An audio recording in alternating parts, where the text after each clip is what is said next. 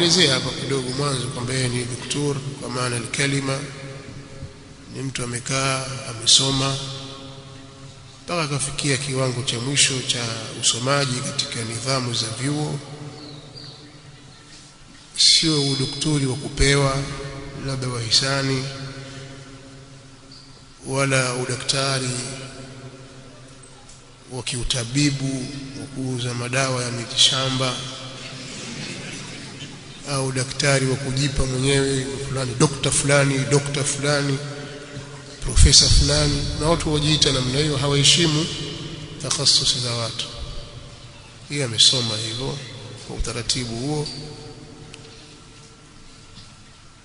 Tumuomba Allah subhanahu wa ta'ala ajalie kwa kile alichokisoma ni manufaa kwa umma wa Kiislamu, na kwake kwanza binafsi anufaike nayo elimu hiyo, lakini umma unufaike nayo na da'wa salafia kadhalika. Kwa mkihitaji buhuthi na tafiti za kiilmu zafanywaje Kiislamu, anao muongozo kwenye hilo. Ni mtu ameishi na mambo hayo na ameandika research zake akamaliza, amerudi, tuko naye tufanya da'wa. Na hii ni safari ya muda mrefu, haikuanza jana na juzi, safari ya miaka zaidi ya 20 tukifanya mikutano kama hii na watu mbalimbali. Kwa vikao vyetu tunavokaa huko Madina, tukikaa tufikiria Tanzania itakuwaje, dawa itakwendaje, tutafanya nini. Haya baadhi yalieleza ni mambo ya kweli.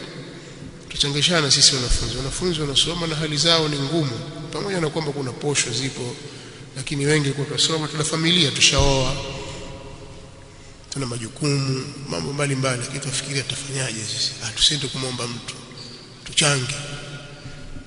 Basi tuchangishana, tujafanya da'wa, semina, alhamdulillah.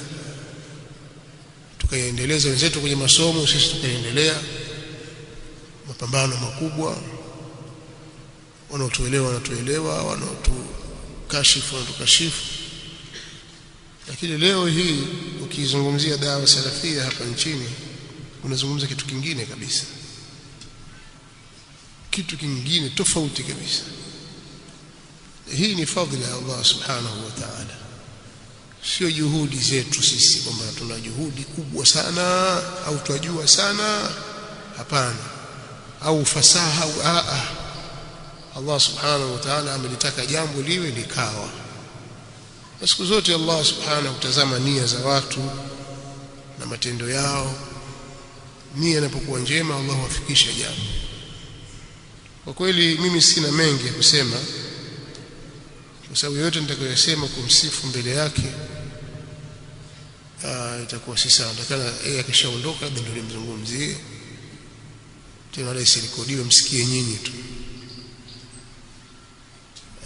Lakini Sheikh Khamis Daktari ni mtu mzetu, tuko naye sana katika mambo ya da'wa.